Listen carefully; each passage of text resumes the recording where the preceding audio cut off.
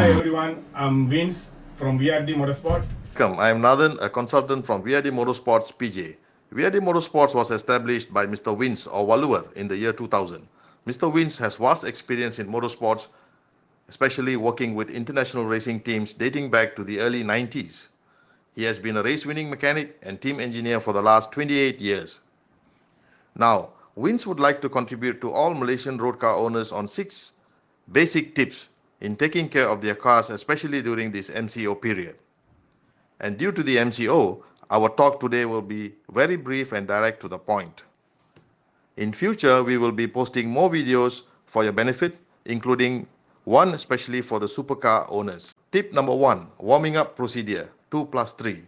Warming up is very important because not only it gets the lubricant to all the moving parts, but also brings the water and engine oil temperature to the right working temperature before you drive off. The correct procedure is to start the engine and allow it to idle for 2 minutes, and then for the next 3 minutes or 5 kilometers, take an easy and gentle drive with your engine revs not exceeding 2500 RPM.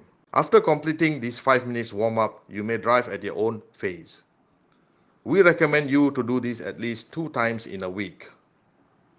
By doing this warming up, you will prevent premature wear and tear in your engine, transmission, turbocharger, brakes, and etc. And this will optimize the efficiency of your car right from the cold start. Tip number 2, instrument cluster. Due to being parked for a couple of weeks, anything can happen, especially if you have parked in a rat-infested area. During the warming up time, please check all the indicators in your instrument cluster. Example, engine oil, battery or charging lamp, brake warning lamp, engine check, ABS, and etc. If any of the red colored indicator illuminates, you have to stop the engine immediately and contact your mechanic.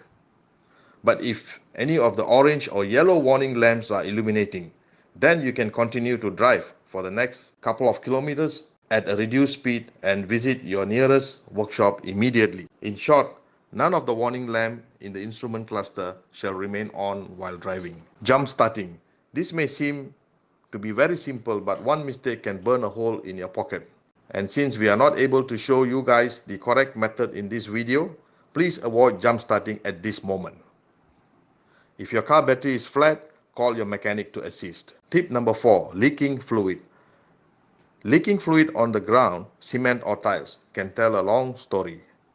By looking at the color, we can narrow down the source of that leak. If the cooling system is leaking, the color of that watery fluid will usually be green, red, or blue.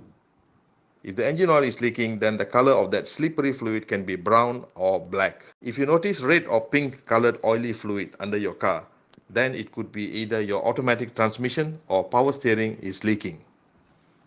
And finally, if you notice a clear and thin oily fluid, it could be possibly your brake system or ABS system is leaking. Consult your mechanic for further advice. Tip number 5, tire pressure. Do check and inflate all your tires at least once a month and follow the recommended pressure that is indicated on the driver's door or door pillar. Remember to check the spare tire pressure as well.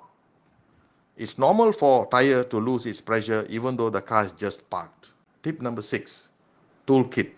Please check and make sure you have the basic toolkit in your car as per our recommendation. And also familiarize with your toolkit that you are carrying.